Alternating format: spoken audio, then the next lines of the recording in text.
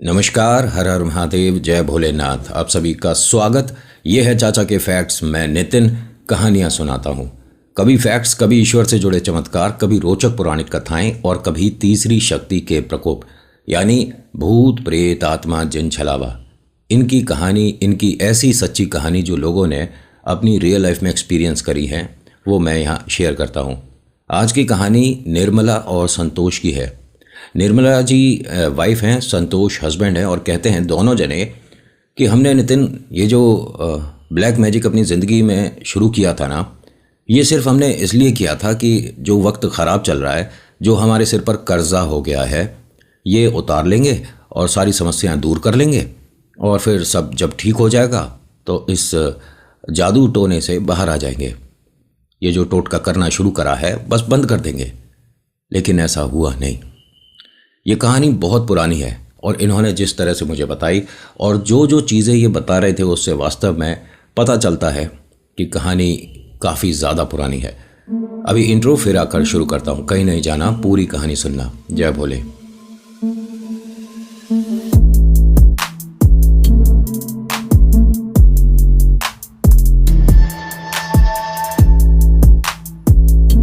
कहानी शुरू करने से पहले हर बार की तरह एक रिक्वेस्ट करूंगा, अगर पसंद आती है तो लाइक शेयर ज़रूर करा करो और कमेंट में आप अपना नाम और अपने जगह ज़रूर बताइएगा, किधर से आप ये वीडियो देख रहे हो, मतलब कौन सी जगह से। ठीक है।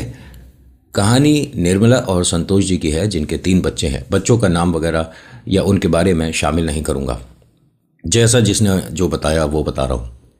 निर्मला और संतोष जी दोनों वर्किंग हैं।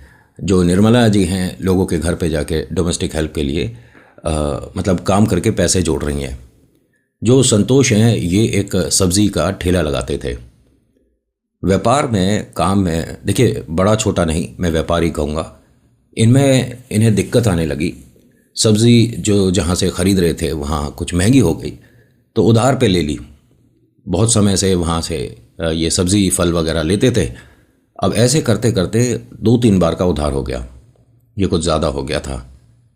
यहाँ निर्मला जी को मतलब पैर में कोई प्रॉब्लम आ गया, तो वैद्य डॉक्टर करने में भी थोड़े पैसे इनके चले गए। जो तीनों बच्चे स्कूल में पढ़ रहे थे, उनकी 2 महीने की फ़ीस रुकी हुई थी। स्कूल से बोल दिया गया कि अगर तीसरे महीने इन सभी की फ़ीस नहीं दी, तीनों बच्चों की, तो दिक्कत हो जाएगी। पैसे की हर जगह से व्यवस्था बिगड़ती जा रही थी। ये जिस मकान में रहते थे, अपना मकान था इनका, छोटा सा 2 कमरों का मकान था, वो बेचने की नौबत आ गई। अब जब सामने वाले को पता हो कि आपकी आर्थिक स्थिति बहुत ज़्यादा ख़राब है और सिर्फ इस मकान पे आप डिपेंड हो, तो उसके वो पैसे मिलते नहीं है जो आपने सोचे थे। मानकर चलो इन्होंने 10 रुपये का मकान तो है ही हमारा, बिक जाएगा, और इसके मिल रहे 2 रुपये 3 रुपये। क्योंकि सामने वाला ना आपकी मजबूरी का फ़ायदा उठाने से चूकता नहीं है, उसे तो पैसे कमाने का मौका मिल रहा है। निर्मला जी, संतोष जी ने फैसला किया कि जितने में भी जा रहा है, बाज़ार का जो कर्जा उठाया है, जो पैसों की दिक्कत हुई है, मतलब घर में राशन तक इनका ख़त्म हो चुका था। और ये तब की बात है जब ये लॉटरी सिस्टम था। अब तो आज की डेट में बड़े बड़े क्रिकेटर जो प्रमोट कर रहे हैं, या कुछ अपने आप को बड़े यूट्यूबर जो समझ रहे हैं, जो गेम वगैरह, देखिए ये ना तो मैं करता और ना मुझे इसमें कोई दिलचस्पी है। दिलचस्पी वाली बात तो मैं इसलिए भी बोल सकता हूँ कि मैं कभी कोई कॉलब वगैरह नहीं करता। आप जानते हो, बहुत अगर पहले से मेरे साथ जुड़े हो तो आपने देखा होगा इस चैनल पे या मेरे किसी भी चैनल पे, जो कि किसी भी क्या, दूसरा एक ही तो है, चाचा का रेडियो, मैं कोई कॉलब वगैरह नहीं करता हूँ। मैं कोई सामान नहीं बेचता। बच्चों यहाँ पर चले जाओ, मेरा नाम डाल देना, आपको 5 रुपये का डिस्काउंट मिल जाएगा। अरे आपकी जो मर्ज़ी हो करो, या ये वाला प्रोडक्ट ख़रीद लो। मैं क्यों कहूँ बेचने? मेरे को ज़रूरत क्या है? मैं यहाँ कहानी सुनाने आया हूँ कि सामान बेचने आया हूँ? दुकान खोल कर ना बैठ जाऊँ कहीं। होता क्या है कि ये निर्मला संतोष जी की स्थिति पैसों वाली बहुत ज़्यादा ख़राब हो रही थी। और ये तब की बात है जब ये चलता था कि भाई आप अपनी किस्मत को आजमा सकते हो। ठीक है। और ये शब्द मैं दोबारा नहीं बोलूँगा वीडियो में, बस यही बोलूँगा जो अभी बोला, किस्मत को आजमा सकते हो। समझ गए ना किस लिए बोल रहा हूँ? होता क्या है कि इन्होंने मकान जितने पैसे मिले उतने में निकाल कर बच्चों की फ़ीस वगैरह दे दी। निर्मला जी का जहाँ मेडिकल बिल हो रहा था वो सब क्लियर कर लिया। संतोष ने जो बाज़ार से पैसे उठाए थे वो दे दिए। तो इनके पास अब इतने पैसे बचे हैं कि 2-3 महीने, 4 महीने का हिसाब किताब बन जाएगा। वैसे तो मकान बेचा था, लेकिन मकान की वो धनराशि इन्हें मिली नहीं जो चाह रहे थे। एक किराए के मकान को ढूंढते हुए ये इस शहर के आखिरी कोने पे आ गए। ये जैसे इन्होंने जो बताई है ना वही बता रहा हूँ। और वैसे तो मैं सोच रहा था इनकी ऑडियो ही चला दूं, बट आप लोग बोलते हो कि नितिन नहीं तू ही सुनाए कर कहानी। और दूसरों की ऑडियो जिस तरह से, मतलब कि जिसने मुझे कहानी भेजी है उसकी ऑडियो एक बार चलाई थी तो आप सब गुस्सा हो गए थे कि नितिन मज़ा नहीं आ रहा, क्लियर नहीं हो रही, आप अपने ही तरीके से सुनाए करो, बीच में मौज मस्ती या कुछ घरेलू नुस्खे भी आते हैं। तो मैं बस आपकी बात को फॉलो कर रहा हूँ। निर्मला जी और संतोष इस शहर के एक कोने के मकान पे आ गए।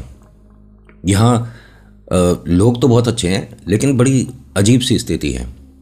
लाइट की व्यवस्था यहाँ नहीं है, मतलब वो पहले चलता था, अगर आपको नहीं पता, एक छोटा सा सिलेंडर जिसमें एक ऊपर हंडा करके कुछ बोलते हैं, वो एक सॉक्स के तरह का दिखता था, उसे लगाते थे और फिर उसे माचिस से जला दिया, जब तक आपके उसमें गैस भरी हुई है तब तक वो जलेगा, एक तरह का लालटेन, ठीक है। इन्होंने कमरे में वो लगा रखा था लालटेन सा, और बैठे दोनों अपनी किस्मत को कोस रहे थे। भगवान की जितनी भी तस्वीरें थीं इनके घर में, ये पुराने घर में छोड़ आए। मतलब ये कहते हैं कि जब भगवान हमारी सुनते नहीं तो हम भी इनकी मदद नहीं कर सकते, इनकी पूजा पाठ नहीं करते, पता नहीं क्यों। देखिए जब दिमाग खराब होता है तो आदमी ऐसी चीज़ें करने लग जाता है। निर्मला जी कहती हैं कि मैं आपसे बहुत समय से कहना चाह रही थी लेकिन समझ नहीं आ रहा था कि कैसे कहूँ, आज बोल देती हूँ। क्यों ना हम एक, इनके ताई करके है औरत, ताई से मिल लें। तो संतोष ने कहा कि देख, मेरे भी दिमाग में आया था एक बार ताई से कुछ घरेलू नुस्खे वो जो बताती हैं पूछ लूँ, और ये तांत्रिक है जो ताई है, कल सुबह जाके उनसे मिलते हैं। अगले दिन सुबह सुबह निर्मला और संतोष पहुंच गए ताई के घर पर। ताई के मतलब जो घर वाले हैं कोई भी इनके साथ नहीं रहता, उनका हिसाब किताब ही अलग था भाई। मतलब घर वालों को भी वो बख्श नहीं रही थी। उनकी जो विद्या है, जो उन्हें टोटका करना है, किसी पे एक्सपेरिमेंट करना है या अपनी सेहत को ठीक करना है, तो ये घर वालों को मतलब एक तरह से इस्तेमाल कर लिया करती थी। घर के नाती पोते हैं, इनके बच्चे, बहू, बेटा, किसी पर भी कर देती थी, तो घर वालों ने किनारा कर लिया और वो सब अलग हो गए। ताई अपनी व्यवस्था अपने आप करती हैं, और ऐसे लोगों के आसपास चेले चपाटे बहुत होते हैं, समझ रहे हो। और मैंने सही शब्द इस्तेमाल किया है, आप कहो कि नितिन ये क्या वर्ड है, होता है, मैं इन्हें चेला चपाटा ही बोलूँगा भाई साहब, कि जी हजूरी करने में लगे हैं। तो ताई के घर पर दो औरतें एक आध आदमी जी हजूरी के लिए हमेशा रहते थे।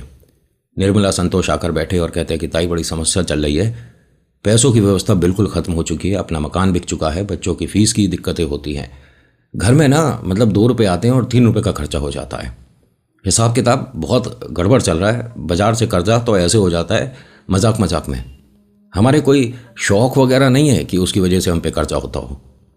तो इन्होंने कहा कि तुम्हारे ऊपर एक काला साया है।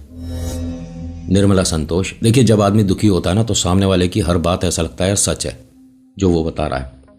निर्मला संतोष इस ताई की सारी बात सुनते रहे। ताई ने कुछ घरेलू नुस्खे बताए, लेकिन मैं आपको बता दूं, ये जितनी भी चीज़ें निर्मला संतोष जी आप मुझे बता रहे थे ना, ये काला जादू होता है। और इस ब्लैक मैजिक में आप अपने आप ये जो चीज़ कर रहे हो ये कोई और करता है वैसे तो, और ख़ुद करोगे तो सोच रहे हो कि बहुत भला हो जाएगा। हाँ, 4 दिन की चांदनी फिर अंधेरी रात है, सुना है ना। निर्मला संतोष जी को जो जो चीज़ें बताई इन्होंने घर से लाकर दे दी। अब जो ताई है वो इन दोनों के सामने इन्हीं के ऊपर टोट के पड़ रही है। ये दोनों बैठे हैं, 3 दिन इन्हें आना था। ताई के अनुसार 7 दिन के अंदर इनके पास पैसा आएगा। भाई इन्होंने कोई ऐसा काम नहीं किया हुआ कि जिसकी पेमेंट आनी हो, लेकिन ताई ने बोला है विश्वास करना है। निर्मला संतोष बहुत ज़्यादा परेशान 3 दिन तक यहाँ पर आते रहे, और फिर 4था दिन हो गया, 5वां दिन हो गया, इंतज़ार कर रहे थे कि पैसा कहाँ से आएगा। इनके आसपास में ही कहीं कोई शादी थी कुनबे में, तो पूरा घर परिवार खाना खाकर पैदल पैदल मतलब शादी से आ रहे थे। तीनों बच्चे आगे आगे चल रहे थे और निर्मला संतोष पीछे चल रहे थे। चलते हुए संतोष ने एकदम से एक मतलब छोटी सी गठरी थी, उस पर उसकी नज़र गई। ये किसका सामान रखा है, क्या है ये। अब संतोष ने जिस तरह से सवाल किया तो निर्मला का भी उधर ध्यान गया। बच्चों से बोला कि बच्चों आप घर तक पहुँचो। इसमें जो इनकी बड़ी बिटिया है वो इतनी बड़ी है कि दोनों छोटे बच्चों को संभाल लेती है, अपने भाई बहन को। निर्मला बोरी तक, मतलब बोरी क्या कहूँ आपको, एक चादर होती है ना, जैसे चादर में कुछ सामान लिपटा हुआ था। तो देखा तो उसके अंदर कुछ पुराने से कपड़े, महिलाओं की पुरानी जो पजामी होती है, सलवार हैं, वो थी बहुत सारी, और कुछ पैसे थे। संतोष और निर्मला एक दूसरे को देखते हैं कि ताई ने तो कहा था कि हमारे पास अच्छा खासा धन आएगा, ये अच्छा खासा धन में तो नहीं है। संतोष ने कहा कि एक काम करो, ये सारी चीज़ें अगर तुम्हारे इस्तेमाल की हैं तो रख लो। उसने कहा नहीं, मैं ठीक है, वैसे भी पैसे रख लेते हैं। इन्होंने पैसे रखे तो एक छोटा सा टिफ़िन भी था, होता है ना स्टील का डिब्बा, पहले बहुत चलता था, आज की डेट में शायद लोग उसे प्रेफर नहीं करते, बट मैं तो अगर कहीं जाता हूँ तो आज भी मेरे पास वो 3 खानों वाला डिब्बा ही होता है। इन्होंने उस डिब्बे को उठाया तो वो बहुत कोशिश करने के बाद वो खुला नहीं। उसे इस तरह से बजा कर देख रहे हैं तो लग तो रहा है कि अंदर कुछ सामान है। तो दिमाग में आ रहा था कि भाई इसमें हीरे जवाहरात होंगे, इसमें बहुत सारा पैसा होगा, अशरफियाँ होंगी, न जाने क्या होगा। इसे घर जाके खोलते हैं। इन्होंने मतलब यहाँ से गए और इस उम्मीद में कि इसके अंदर पता नहीं क्या क्या मिलेगा। घर पे पहुँचते हैं, लालटेन वगैरह जलाते हैं और तीनों बच्चों को बोलते हैं कि आप जाकर सो और हम बैठे अभी बात करेंगे। निर्मला संतोष अंदर से बेलन वगैरह लाए, उसे खूब खोलने की कोशिश करी। जब एक तरफ से थोड़ा सा लूज़ हो गया, जब खोला तो इसके अंदर से बहुत ज़्यादा दुर्गंध और 3 बताशे निकले। गुस्सा आ गया कि इतनी उम्मीद थी कि इसमें पता नहीं क्या क्या होगा, इतनी बदबू आ रही है। संतोष ने कहा कि वैसे बताशों में से ऐसी बदबू नहीं आ सकती, कितने ही पुराने हो जाए। निर्मला ने कहा कि बहुत टाइम से बंद होगा ना। अरे फिर भी बाकी पूरा डिब्बा साफ़ है, अंदर से गंदा बिल्कुल भी नहीं था, लेकिन सिर्फ 3 बताशे और बहुत ज़्यादा दुर्गंध।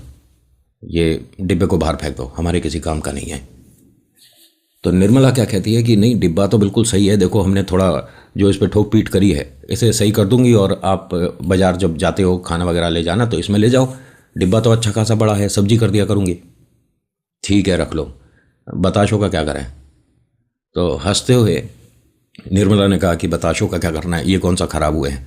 उसे थोड़ा सा स्मेल करके देखा, अरे ठीक है, एक इसने खा लिया, 2 संतोष ने खा लिए।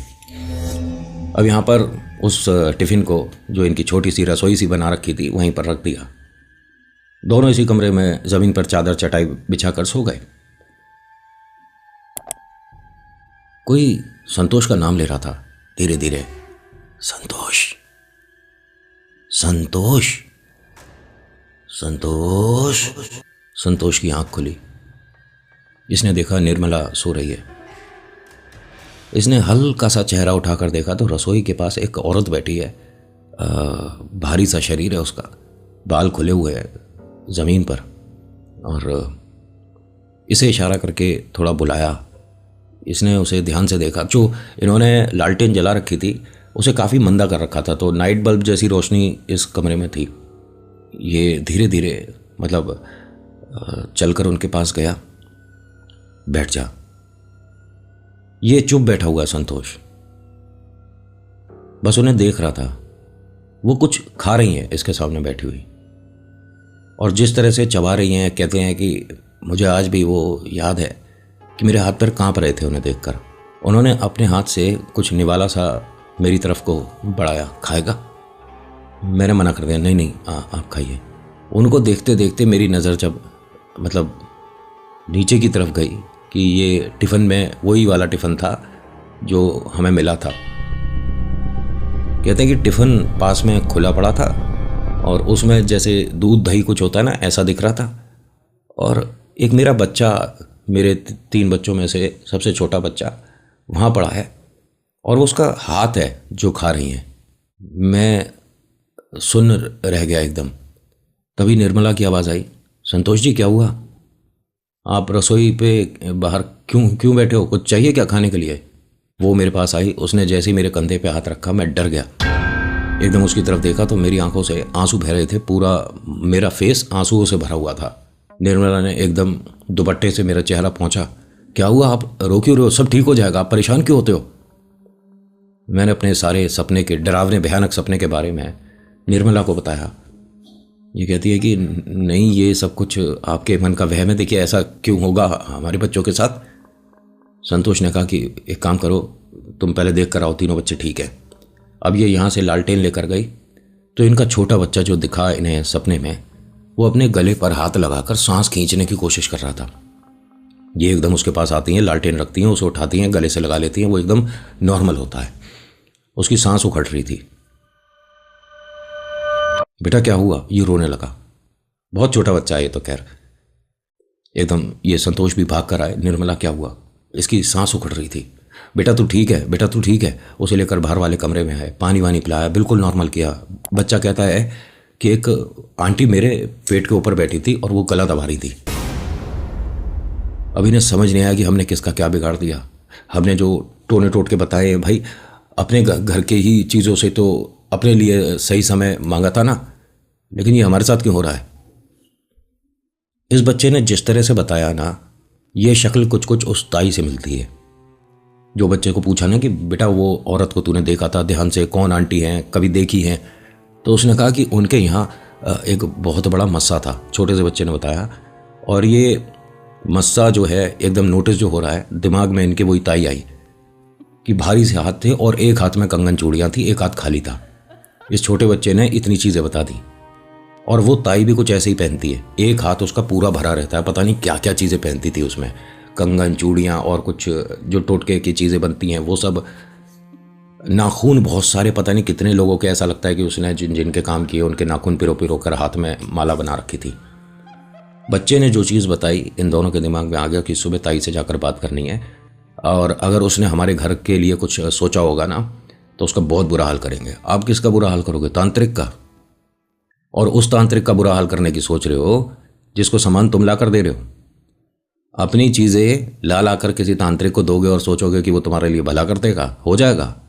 ऐसा होता नहीं है भाई। पिक्चरों में होता है कि अच्छे लोग अच्छों से मिलते हैं तो सब अच्छा वक्त, ऐसा बस ज़माने के साथ अब बदलता चला गया। और ये जो मैं बता रहा हूँ ना आपको कहानी, ये तो आपको ये मतलब पता चल गया होगा कि यार बहुत पुरानी कहानी है ये वाली, क्योंकि उस टाइम में लाइट की व्यवस्था नहीं थी। गांव छोड़िए, शहर में भी हर जगह लाइट की व्यवस्था नहीं थी। और बहुत बार तो ऐसा होता था लाइट 3-3, 4-4 दिन के लिए जा रही है।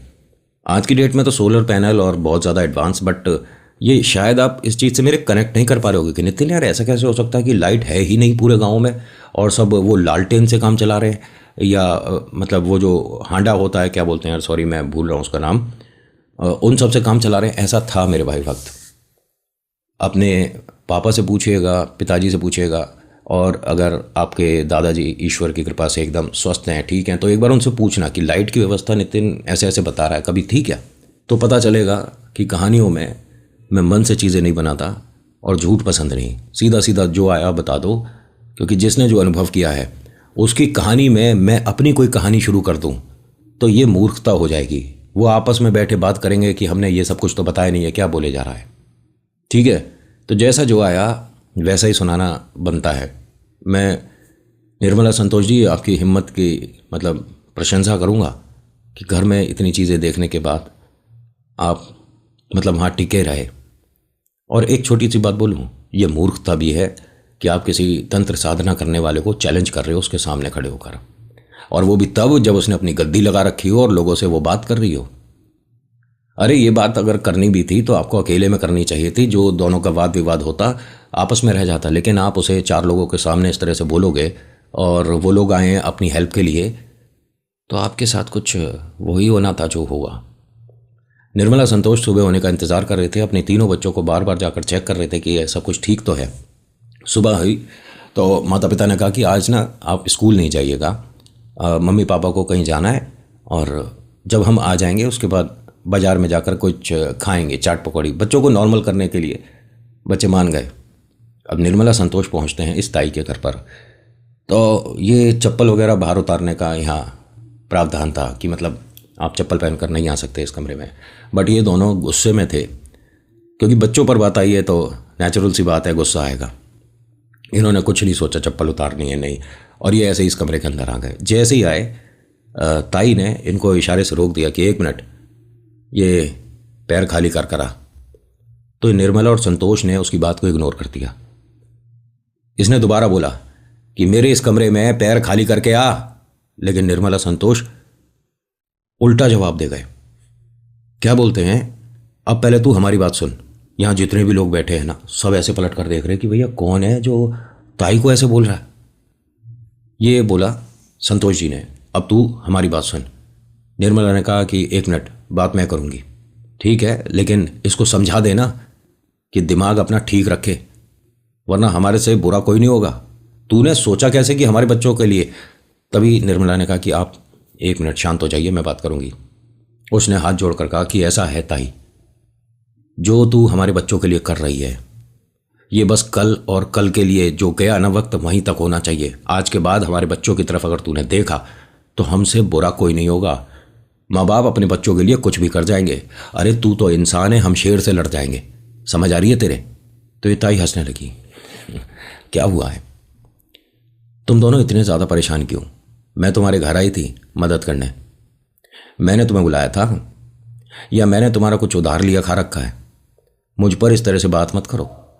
और ये जिस तरह की गर्मी तुम मुझे दिखा रहे हो, अपने काम में दिखाओ, अपनी मेहनत में दिखाओ। यहाँ क्या भीख मांगने आए थे उस वक्त? अब इन दोनों का मतलब कहने के पास कोई शब्द नहीं था। नहीं बोलो, सबके सामने बोलना। अब बड़ा चिल्ला चिल्ला कर बोल रहा था, ऐसा क्या हो गया? और मैं तेरे घर आकर तेरे बच्चों को क्या कर दिया? मैंने किसी बच्चे को पकड़ लिया था? मैं किसी बच्चे के ऊपर बैठी दिखी? मैंने किसी बच्चे को चबाकर खा लिया? और हंसने लगी। ये सारी चीज़ें हुई हैं, इसे कैसे पता है? यानी इसने करा है। निर्मला संतोष को यहाँ के जो चेले चपाटे थे उन्होंने बाहर कर दिया। बाहर जाते जाते इन्होंने बहुत सारी बातें बोल दी उसे। नौटंकी है, धोखेबाज है, और तांत्रिक होकर दूसरों की मदद करने की बजाय ये अपना काला जादू मजबूत कर रही है, ये डाकिनी है, राक्षसी है, ये इंसान नहीं है, और पता नहीं क्या क्या। जब बाहर आ गए तो निर्मला जी ने संतोष से कहा, इनके सबसे छोटे बच्चे की टी शर्ट जो थी ना, जैसे छोटे बालक पहनते हैं, वो इसके घुटने के पास रखी थी ताई के, और मैंने देखी है। उन्होंने कहा कि नहीं, और भी तो कपड़ा हो सकता है। उसने कहा नहीं, ये उसी की है टी शर्ट, और ये वो वाली है जो उसने होली पे पहनी थी। माँ अपने कपड़े जो बच्चों के होते हैं उन्हें एक नज़र में पहचान लेती है। पिताजी तो कभी कभी दिलाकर भूल जाते हैं, है ना, लेकिन माँ को पता होता है। माँ तभी थोड़े से कपड़े बड़े दिलाती है कि छोटे बच्चे के काम आ जाएगा, अगले साल और काम आ जाएगा, है ना। माँ ने जैसे बोला तो संतोष ने कहा कि तुम अगर बिल्कुल पक्का हो तो कुछ भी हो जाए, मैं इस कमरे के अंदर दोबारा घुसूंगा। तो उसने कहा कि आप कुछ भी करके मेरे बच्चे की टी शर्ट लेकर आओ। वो कपड़ा हमारे छोटे गुड्डू का है, सबसे छोटा बच्चा जो है, और ये गुड्डू नाम काल्पनिक है। मैं कुछ तो बोलूँगा ना बालकों को। देखिए, जब बात बच्चे की आए तो पिता को कौन रोक लेगा। इसने दरवाज़ा खोला और इन सभी को धक्का देता हुआ, मजबूत है शरीर में, फिजिकली फिटनेस में मजबूत है इन लोगों से, जितने भी चेले चपाटे थे। संतोष ने सभी को धक्का दिया और ताई की आंखों में आंखें डालते हुए अपने बच्चे की टी शर्ट को पकड़ता है और खींच के बाहर निकालता है। उस पर बहुत सारी चीज़ें रखी हुई थी, नाखून थे, उस पर कुछ जैसे क्या बोलता हूँ, छोटी सुपारी वगैरह थी, हल्दी चढ़ी, मतलब ऐसी चीज़ें थीं जिनसे काला जादू किया जाता है। और जब इसने वो खींचा तो वो सब कुछ बिखर गया। टी शर्ट देखता है अपने बच्चे की, कंधे पर रखता है और कहता है कि आज के बाद हमसे या हमारे परिवार से अगर तेरा कोई नाता हुआ तो तेरी ये जो दुकान है जला दूंगा। और बोलकर जब ये जाने लगा तो ताई ने कहा, सुन मेरी बात, तू यहाँ घुटना चलता हुआ आएगा। मैंने कहा था तुझे कि 7 दिन में पैसा आएगा, कल 7वां दिन था। जब पैसा आ जाए तो उसे इस्तेमाल मत करियो। घुटनों पे आएगा तू और तेरी घरवाली। और यहां बैठे सभी लोगों के सामने ये ताई बोल रही है, और तेरा तो वो हाल करूंगी, सपने में भी तुझे मैं दिखूंगी, जा। अब सब लोग इसे धक्का देकर बाहर निकालते हैं। एकदम निर्मला ने अपने बच्चे की टी शर्ट ली और उसे चूमने लग जाती है कि मैं इसे कुछ नहीं होने दूंगी। यहाँ से इन्हें सीधा किसी भगत के पास जाना था और भगत से जाकर सारी बातें बताते। सही बता रहा हूँ, बड़े बड़े जो टोने टोटके होते हैं उनके काट होते हैं। सोच सकते हो आपकी शैतान के कोई मंत्र पढ़ने से किसी के ऊपर कोई परेशानी हो रही है और ईश्वर के मंत्र पढ़ने से वो परेशानी नहीं हटेगी। बट ये दोनों तो भैया भगवान को अपनी ज़िंदगी से हटा चुके हैं। इन्हें भगवान पर भरोसा नहीं। क्यों? क्योंकि इन पर कर्जा हो गया था, परेशानी आ रही थी, घर में हारी बीमारी थी। तो भगवान अगर होते हैं तो ये सब कुछ क्यों हो रहा है हमारे साथ? देखिए, कष्ट होता है, लेकिन कष्ट को आप ईश्वर के साथ उन पर विश्वास करके पार करके चले जाओगे, बहुत अच्छा सुनहरा वक्त दिखेगा। ये जो कभी कभी ऐसे मतलब घटाएं छा जाती है ना लाइफ में, काले बादल आ जाते हैं, हम उनकी वजह से अपना चेहरा मोड़ लेते हैं कि यार इधर तो सब खराब है, ये वाली जगह ठीक है, इधर मौसम एकदम अच्छा है। जब आप ये घटाएं अपने कॉन्फिडेंस और ईश्वर के आशीर्वाद से पार करोगे ना, तो बहुत प्यारा एक खूबसूरत सा नज़ारा दिखेगा, जैसे कश्मीर में होता है। गए हो? मैं गया हूँ, 4-5 बार गया हूँ, बहुत प्यारा है, बहुत सुंदर। इनके साथ जितना हुआ, ये एक पार्ट मैं नहीं बता पाऊँगा, तो इसका सेकंड पार्ट आएगा। अभी जो सिचुएशन सारी बताई है, इसको दिमाग में ज़रूर रखिएगा, क्योंकि इन पांचों के साथ इतना बुरा होगा मैंने अभी तक के अनुभव में किसी के नहीं सुना और पढ़ा है। So thank you so much for watching. मेरा नाम नितिन है। मुलाकात करूंगा एक नेक्स्ट वीडियो में। हर हर महादेव, जय भोलेनाथ। धन्यवाद।